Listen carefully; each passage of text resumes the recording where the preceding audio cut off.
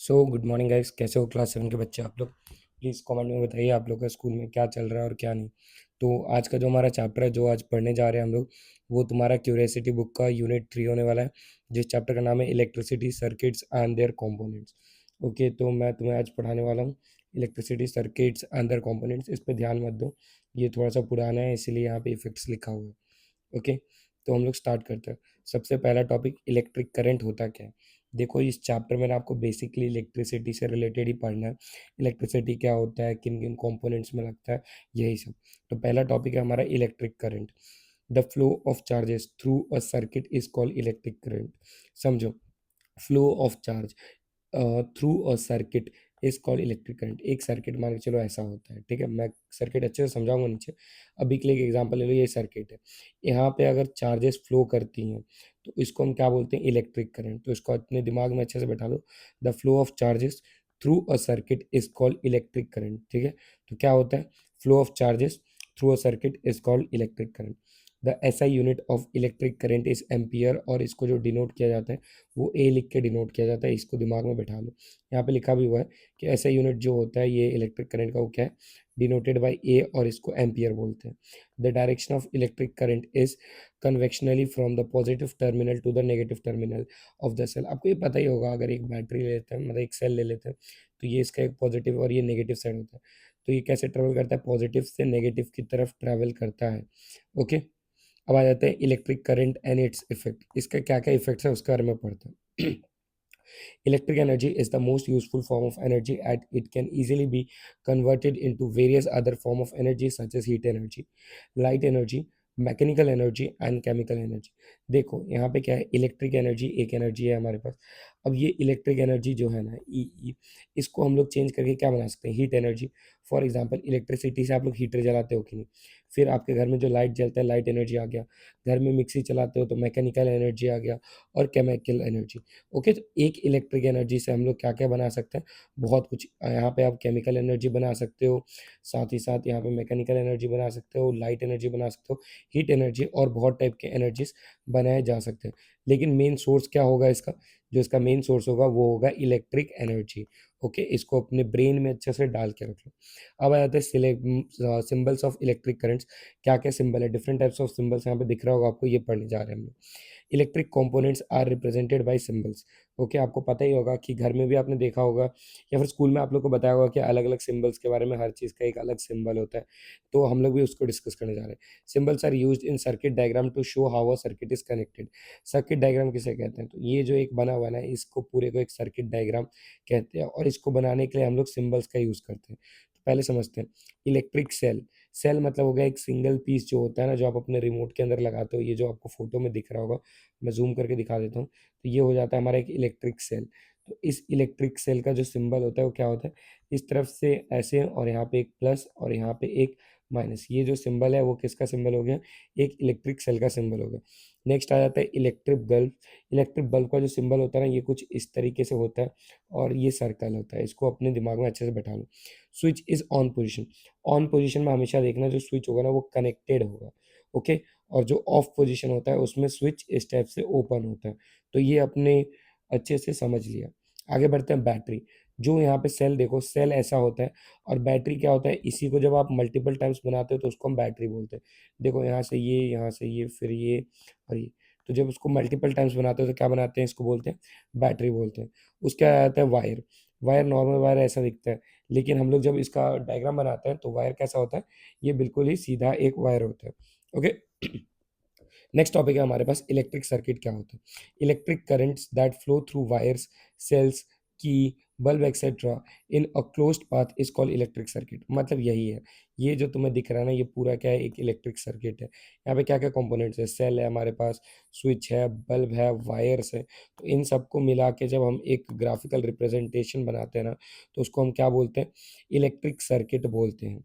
It is also known as close circuit. Close circuit कब होता है, जब इलेक्ट्रिसिटी आपका पास हो सकता है। ठीक है, जब इलेक्ट्रिसिटी पास होगा तो उसको हम बोलते हैं क्लोज्ड सर्किट। Okay, CC. लेकिन अगर इलेक्ट्रिसिटी आपका पास नहीं होगा तो वो हो जाता है open circuit. The bulb glow only when the switch is in the on position. Switch on position सिखाया था मैंने अभी। स्विच ऑफ होता तो कैसे होता है, ये ऊपर होता और ये ऐसे हो जाता, तो ये क्या होता है, स्विच ऑफ पोजिशन। बल्ब कब ग्लो करता है, जब स्विच ऑन होता है। अ सेल हैज़ टू टर्मिनल्स, आपको भी पता है कि एक सेल के अंदर कितने टर्मिनल्स होते हैं, टू। एक पॉजिटिव टर्मिनल, एक नेगेटिव टर्मिनल। ये दिख रहा है पॉजिटिव और ये नेगेटिव। यहाँ पे एक सेल देख लो, यहाँ पे सेल था, सेल में जो ये पार्ट है ये पॉजिटिव टर्मिनल है और ये बैकवर्ड वाला एक नेगेटिव टर्मिनल है। ओके, इसके बाद आ जाता है की पे। A key or a switch is use to circuit usually breaks the circuit when it is off position and allow the electric current to flow when it is in the on position. देखो सबसे पहले important चीज़ क्या है, मैं आपको पहले बता चुका हूँ। अगर ये इस टाइप से खुला हुआ हुआ तो इसका मतलब क्या है, ये ऑफ पोजीशन पे है।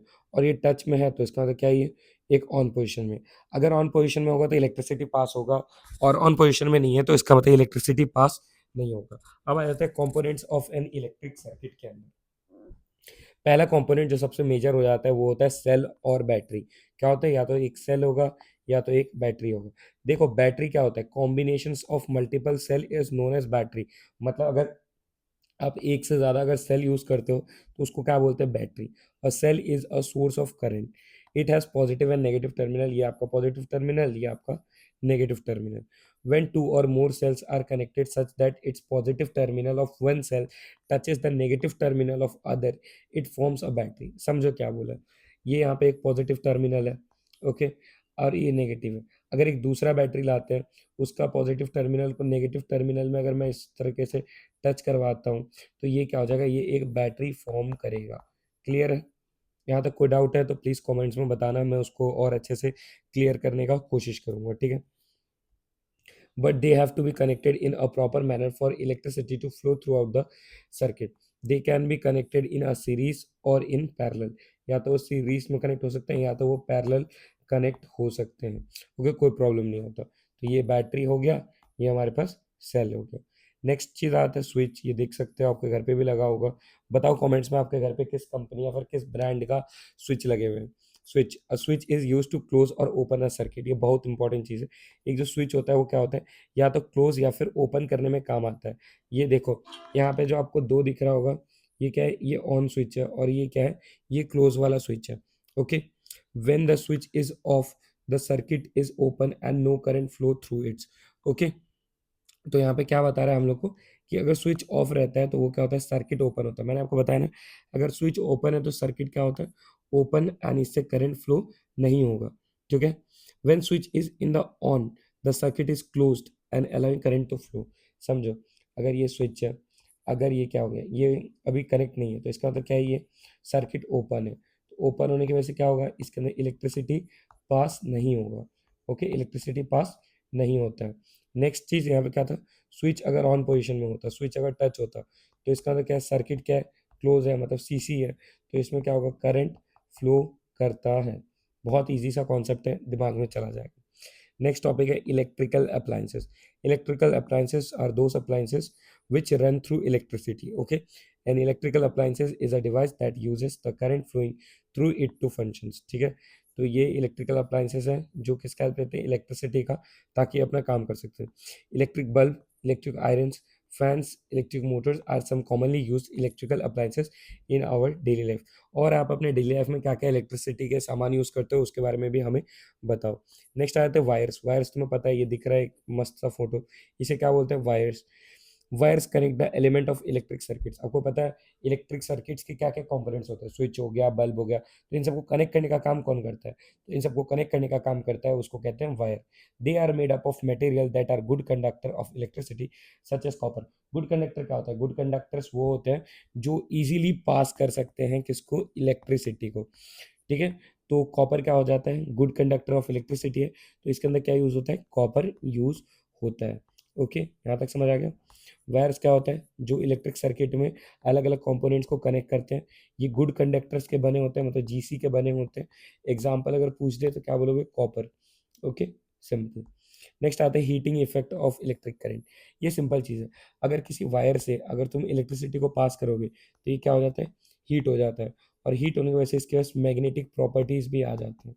ओके, ये दो चीज़ को दिमाग में रखो, क्या होता है, हीट होता है और इसके पास क्या आता है, मैग्नेटिक प्रॉपर्टीज आता है। देखो, when an electric current pass through a metallic wire it gets heat up, this is known as heating effect of the current. Okay, अगर किसी वायर के अंदर से तुम इलेक्ट्रिसिटी को पास करते हो तो वो गर्म हो जाता है, इसी को हम क्या कहते हैं, हीटिंग इफेक्ट ऑफ करंट कहते हैं। इलेक्ट्रिक रूम हीटर्स और electric heater work on heating effect of electric current. Okay, ये किस पे काम करता है, हीटिंग इलेक्ट्रिक करंट। जो इलेक्ट्रिक रूम हीटर होता है ना, और इलेक्ट्रिक हीटर्स जो होते हैं, वो सब हमारे इलेक्ट्रिसिटी के ऊपर रन करते हैं। और जो कॉन्सेप्ट इनमें लगता है वो क्या लगता है, हीटिंग इफेक्ट का कॉन्सेप्ट लगता है। It contains a coil of wire called an element. ठीक है, एलिमेंट अगर आपको देखना ना तो मैं आपको दिखाता हूँ। कुछ इस टाइप का होता है, इसको एलिमेंट कहते हैं, यही हीट होता है एक्चुअली। ओके, अभी नीचे तो पढ़ेंगे इस चीज़ को। This elements become red hot and produce heat. आपने अगर आपके पास हीटर होगा तो देखा होगा, उसमें जो रॉड्स वॉड्स होते होंगे वो पूरा रेड हो जाते हैं, जिसकी वजह से उसमें से क्या आता है, हीट जनरेट होता है। The amount of heat produce in wire depends on the material length and thickness. ये बहुत इंपॉर्टेंट क्वेश्चन है, किसी भी एग्जाम में पूछ देते हैं कि देखो, the amount of heat produced in wire depends किस किस के ऊपर, हीट जो प्रोड्यूस करेगा वायर किस किस पे डिपेंड करता है, मटेरियल के ऊपर, लेंथ के ऊपर और थिकनेस के ऊपर।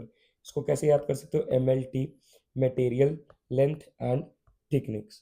उसके बाद आता है इलेक्ट्रिक फ्यूज। देखो, एक इलेक्ट्रिक फ्यूज बहुत इंपॉर्टेंट रोल प्ले करता है।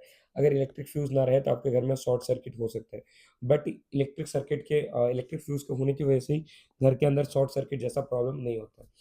An electric fuse is an important application of heating effect of electric current. The wire of an electric fuse are made up of material which melt quickly। Okay, ये जो बने होते हैं ना वो ऐसे मटेरियल के बने होते हैं जो तुरंत ही हीट होने पे मेल्ट हो जाते हैं, and break when large electric current pass through them. मैं समझाता हूँ। जैसे देखो, यहाँ पे एक वायर होगा जिससे इलेक्ट्रिसिटी पास होगा। अब क्या होगा, अगर ये जो वायर है ना, इसमें अगर एक लिमिट से ज़्यादा अगर इलेक्ट्रिसिटी आ गया तो ये जल जाएगा, और जलने की वजह से क्या हो जाएगा, इलेक्ट्रिसिटी कट हो जाएगा, और घर में शॉर्ट सर्किट होने से आप क्या करोगे, बच जाओगे। There is a maximum limit on the current which can safely flow through a circuit. If the current exceeds this safe limit, then the wires may become overheated and cause fire। ठीक है, अगर वो ज़्यादा हो जाता है तो उससे क्या हो जाएगा, ओवरहीट हो जाएगा और फायर आ जाएगा। Hence a fuse is used to prevent such dangerous occurrence। तो एक फ्यूज किस में हेल्प करता है, इससे बचने में हेल्प करता है। उसके बाद आता है magnetic effect of electric current. When an electric current passes through a wire, मतलब जब एक वायर से इलेक्ट्रिक करंट पास होता है, it behaves like a magnet, जो मैं आपको पहले ही बता चुका हूँ। This is known as magnetic effect of electric current. When a compass is both near such current carrying conductor wire, the needle of the compass get deflected because of the flow of electricity। This show the electric current produce magnetic effect। Simply अगर मैं समझाऊं तो अगर एक wire है, इसके पास electricity जा रहा है, अब एक कॉम्पास लेके जाओ तो ये ना घूमने लगेगा, इसको कोई डायरेक्शन एग्जैक्ट मिलेगा ही नहीं। क्यों? क्योंकि जो ये वायर होगा ना, इसके अंदर मैग्नेटिक इफेक्ट्स या फिर मैग्नेटिक प्रॉपर्टी आ चुकी। नेक्स्ट आते हैं electromagnet। An electromagnet can be defined as a soft iron core which is magnetized temporarily by passing current through a coil of wire wound on the core। देखो, simple चीज, अगर एक हमारे पास soft iron है, इसमें क्या किया जाता है, इसमें इस टाइप से ये किया जाता है, क्या कहते हैं इसको, कॉइल टाइप का होता है जो इसमें लपेटा जाता है। ये सॉफ्ट आयरन है, इसके ऊपर कॉइल टाइप का लपेटा जाता है, ये जो आपको दिख रहा है यहाँ पे इस टाइप से। फिर इसमें इलेक्ट्रिसिटी को पास करेंगे, जिसके बाद इसमें क्या आ जाएगा, मैग्नेटिक प्रॉपर्टीज आ जाता है। ओके, देखो, when an electric current is switched off, the coil generally looses its magnetism. Such coils are called electromagnets. और जैसे ही आप इलेक्ट्रिसिटी को बंद करोगे तो उसका मैग्नेटिक प्रॉपर्टी क्या हो जाएगा, खत्म हो जाता है। Electromagnets are widely used in motors, electric bells, generators, relay loudspeakers, hard disk, MRI machine, as well as industrial lifting electromagnets for picking up moving heavy irons objects such as scrap iron। समझो, आपने crane देखा ना, crane में step से एक magnet लगा रहता है जो कचड़े को उठाता है। जैसे ही आप क्रेन में पावर ऑन करोगे ना तो इधर एक इलेक्ट्रिसिटी पास होता है, जिसकी वजह से इसमें मैग्नेटिक इफेक्ट आता है, और इसमें मैग्नेटिक प्रॉपर्टी चालू हो जाती है। क्या चालू हो जाता है, मैग्नेटिक प्रॉपर्टी, जिसकी वजह से ये जितने भी मेटल के सामान है उसको कैच कर लेगा। और जैसे ही तुम स्विच को ऑफ कर देते हो, वैसे ही क्या होगा, इसके अंदर का जो पावर है ना वो चला जाएगा, और क्या हो जाएगा, इसका जो मैग्नेटिक इफेक्ट था वो खत्म हो जाएगा। ओके, तो इसको एक इलेक्ट्रिक बेल के एग्जांपल से हम अच्छे से समझते हैं। An electric bell is a device which produce sound at the push of a button. मैं इसको इजीली तुम्हें समझा देता हूँ ये काम कैसे करता है। तुम जैसे इस बटन को प्रेस करोगे, यहाँ पे इलेक्ट्रिसिटी पास होगा। इलेक्ट्रिसिटी पास होने की वजह से यहाँ पे मैग्नेटिक प्रॉपर्टी आता है। अब ये मैग्नेटिक प्रॉपर्टी क्या करेगा, इस वाले नॉड को ऊपर की तरफ पुश करेगा और यहाँ पे ये इसको प्रेस कर देगा, जिसकी वजह से क्या होगा, आपको सुनने को मिलता है साउंड जो इलेक्ट्रिक बल्ब का होता है। ओके, जस्ट इतना सिंपल है। और जैसे आप बटन को हटा देते हो, मतलब क्लोज कर देते हो, वैसे ही यहाँ पे क्या होता है, इलेक्ट्रिसिटी फ्लो नहीं होगा, मैग्नेटिक इफेक्ट यहाँ पे खत्म हो जाएगा और ये काम नहीं करेगा। इतना सिंपल था। अब आ जाते हैं एक सर्किट डायग्राम के ऊपर। देखो गाइस, ये जो मैंने समझाया ना वही इसके अंदर लिखा हुआ है। अगर आपको एक बार पढ़ना होगा तो इसको पढ़ लेना, वो इतना इंपॉर्टेंट नहीं है, इसलिए मैं सोच रहा हूँ इसको स्किप कर देते हैं। ओके, अब हम लोग आ जाते हैं सर्किट डायग्राम के ऊपर। A systematic diagram that represent an electric circuit using standard symbols of components used in circuit is called circuit diagram. Circuit diagram क्या होता है, जब आपने जो सिंबल्स सीखे थे उसके थ्रू अगर आप किसी भी एक सर्किट को बनाते हो, ठीक है, जो ग्लो कर पाएगा, उसको हम क्या कहते हैं, सर्किट डायग्राम। जैसे यहाँ पे जो ये बना हुआ है ना, इसको हम एक सर्किट डायग्राम कहते हैं। नेक्स्ट टॉपिक हमारे पास आता है एलईडी। आप लोगों ने बहुत सुना होगा, मम्मी पापा कहते होंगे कि एलईडी लाइट लगाना है घर पे, या फिर दिवाली में भी आप लोगों ने बोला होगा कि एलईडी लगाना है मम्मी पापा। तो इसी टाइप से एलईडी का जो फुल फॉर्म होता है वो होता है लाइट एमिटिंग डायोड। ठीक है, मैं आपको एक होमवर्क देता हूँ कि आप लोग जाओ अपने मम्मी पापा से एक बार पूछ के देखना कि एलईडी का उनको फुल फॉर्म पता है क्या। अगर नहीं पता होगा तो उनको इज्जत से बताना कि पापा लाइट एमिटिंग डायोड होता है, ये नहीं कि हीरो बनने लगना, पीट पाट देंगे वो। ठीक है, तो इस चीज़ का ध्यान रखना। Nowadays, light emitting diodes LEDs are used instead of electric bulb. ठीक है, अब इलेक्ट्रिक बल्ब की जगह पे क्या यूज होता है, लाइट एमिटिंग डियोड्स यूज होते हैं।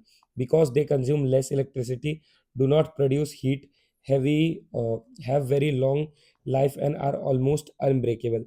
ओके, यहाँ पे क्या हो जाता है, जो एलईडीज होता है ना वो क्या होता है, आपका लेस इलेक्ट्रिसिटी कंज्यूम करते हैं, ये हीट को प्रोड्यूस नहीं करते हैं, और साथ ही साथ इनका जो ड्यूरेबिलिटी होता है ना, लॉन्ग लाइफ होता है और ऑलमोस्ट अनब्रेकेबल होते हैं। ठीक है, इनको ब्रेक करना आसान नहीं होता है। Okay, next, an LED allow electric currents to flow one directional only. मैं आपको समझाता हूँ, ये अगर ये एलईडी है, ठीक है, इस टाइप का जो एलईडी होता है उसमें देखना एक एंड जो होता है ना वो बड़ा होता है, एक एंड छोटा होता है। जो बड़ा वाला एंड होता है ना इसको पॉजिटिव बोलते हैं और छोटे वाले एंड को नेगेटिव बोलते हैं। तो ये बड़े वाला है ना, इसको हमेशा आपको पॉजिटिव बैटरी के टर्मिनल में ही लगाना होगा। अगर इसको आप नेगेटिव वाले में लगा देते हो तो ये काम नहीं करेगा, क्योंकि एलईडी के अंदर इलेक्ट्रिसिटी जो पास होता है ना वो पॉजिटिव से नेगेटिव की तरह ट्रांसफर होता है। Okay, LED cannot tolerate even small changes in electric currents. Okay, LED को, और एक और बात, इधर जो करंट चाहिए ना वो लगातार सेम आना चाहिए। अगर अलग अलग करंट आएगा तो भी एलईडी आपका काम नहीं करेगा। A circuit with LED therefore requires N appropriate resistor. The resistor regulates the flow of electric currents and protect LED. आपको रेजिस्टर पता है, रेजिस्टर एक डिवाइस की तरह काम करता है जो ये चीज़ को फिक्स करता है कि जो करंट आपके डिवाइसेस में आ रहा है ना वो सेम अमाउंट का है। बस इतना याद रखना। रजिस्टर का काम क्या है कि सेम अमाउंट का करंट आपके इलेक्ट्रिक अप्लायंसेस तक पहुंचे, वरना उसमें प्रॉब्लम क्रिएट हो सकता है। ओके, तो ये हो जाता है आपका LEDs. Next topic, what makes a bulb glow. ये हमारा लास्ट टॉपिक है, तो इसको देखते हैं। A bulb glow due to the heating effect of electric current, ये आपको भी पता है। A bulb has partial vacuum, argon gas and thin filament of tungsten. देखो ये टंगस्टन है, इसके अंदर जो गैस है इसको बोला जाता है आर्गन गैस। ओके, क्या बोलते हैं, आर्गन गैस बोलते हैं।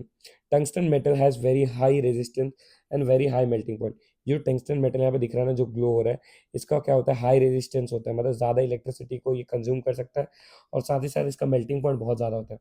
मतलब बहुत ज़्यादा अगर इलेक्ट्रिसिटी आपके घर पे पास हो जाता है ना, बहुत ज़्यादा, तब जाके ये फ्यूज़ होगा, वरना ये फ्यूज़ नहीं होगा। मेरे घर पे ऐसा है कि येलो वाला बल्ब था, वो मैं अप्रॉक्सीमेटली बताऊँ 20 ईयर्स से यूज़ कर रहे थे हम लोग, फिर जाके वो ख़राब हुआ, पता नहीं कैसे, लेकिन हो गया। When an electric current passes through the filament due to the high resistance, it heat up quickly about 2500 degrees Celsius. समझ में आ रहा है? When an electric current passes through the filament due to its high resistance, it heat up quickly about 2500 degrees Celsius. सोच के देखो इसका resistance कितना ज़्यादा होता है। At this temperature, the tungsten filament begins to glow and emits light. इसकी वजह से क्या होता है, ये आपको लाइट दिखाता है। इस चैप्टर में और कुछ तो इम्पोर्टेंट था नहीं, इतना ही इम्पोर्टेंट है। इसी के साथ इस चैप्टर को ख़त्म करते हैं। चैप्टर कैसा लगा कमेंट में प्लीज़ बताइएगा। अगर कोई टॉपिक में अगर आपको डाउट है तो उसके बारे में भी बता दीजिएगा। मैं आपके डाउट को कमेंट्स में सॉल्व कर दूंगा। Thank you, bye bye. अब मिलते हैं हम लोग नेक्स्ट क्लास में अपने। थैंक्स।